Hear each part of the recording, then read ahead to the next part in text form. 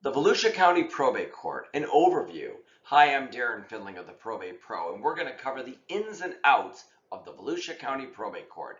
Let's get right at it. The Volusia County Probate Court is located at 101 North Alabama Avenue in DeLand, Florida, of course, in Volusia County. The hours of operation are 8 a.m. to 5 p.m. As you can see from the map and the photo, it's a prominent building and centrally located in DeLand, and plenty of parking around it. With any courthouse, we strongly urge you to leave your house early, give yourself plenty of time to travel to the courthouse, park, make your way through security, and then take a deep breath. We recognize that probate-related issues are often stress-induced and emotionally charged, so give yourself plenty of time to make your way to the courthouse. The Volusia County Probate Court, of course, is a secured facility.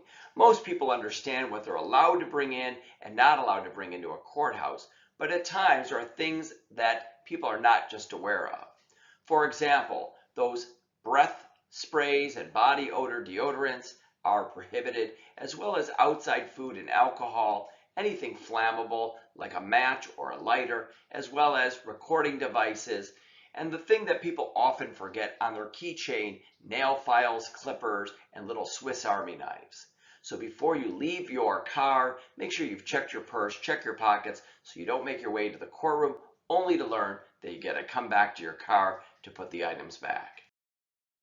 The Volusia County Probate Court, of course, handles probate-related matters. That includes deceased estates, trust, guardianship issues and commitment acts, and substance abuse matters. The Volusia County Probate Court is fortunate to have an experienced probate judge serving on behalf of the county. The Probate Court maintains an extensive and robust website that allows you to get access to really important information from the comfort of your home in front of your computer screen. For example, I've highlighted in the red rectangle the Public Records Online Search. In addition, things like court forms, frequently asked questions, and just general information about the clerk's office as well as the courthouse can be found through these websites. Here, I'm taking you through the process for the online public search. I click that button, and again, the red rectangle shows that we're on the public record. I've highlighted in the yellow arrow civil event, which is how probate is found.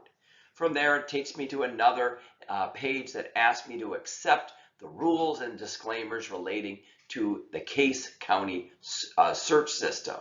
From there, it takes me to the window that allows for search parameters. In this particular case, I chose John Doe and probate and then click the submit button. The beauty of this is that you can search under case dates, filing, beginning dates, end dates, names, case number, so that you can get docket information. Really helpful rather than having to go down to the probate court to pull the file. In addition, there's some frequently asked question information and just general information about the basics of probate and the basics of guardianship related issues. I have a yellow arrow that shows you how to then go deeper into this particular part of the website for case forms and other information relating to probate related frequently asked questions. Here I'm showing you the PDFs. These are Adobe PDFs to allow you to gain access to probate-related forms so you can review those forms and gather and compile the information necessary to complete them so that you can do that from the comfort of your home rather than from the courthouse, because some of the information is not necessarily at your fingertips. One of the most commonly asked questions are what are the expenses and filing fees related to probate-related matters in the Volusia County Probate Court. The opening of a probate estate is reflected here as well as a guardianship. But to understand the full extent of the expenses, it's really important that you contact the probate court and your probate lawyer to understand the filing fees, not just to begin the file, but all the way through the probate proceeding. In addition, if you're hiring a lawyer, there'll be legal expenses relating to that matter. The state of Florida and Volusia County maintain statistics for the filings related to probate-related matters. There's a lot you can learn from looking at these statistics. For example, this particular table or graph shows the difference between fiscal year 2009 all the way to fiscal year 2019, the last year the state of Florida published their statewide data for the number of files that are probate related that have been filed at the probate court, as well as the dispositions of those probate related matters. As you can see in the dark blue trend line, in 2009 there were about 98,000 filings, and in 2019 over 133,000. The magenta line represents dispositions, the resolution or conclusion of those probate matters. In 2009, a little short of 95,000, and in 2019, over 128,000. As you can see from those steady railroad tracks of growth ending in the yellow highlighted area on the far right, tremendous growth in the area of probate filed at the Florida courts.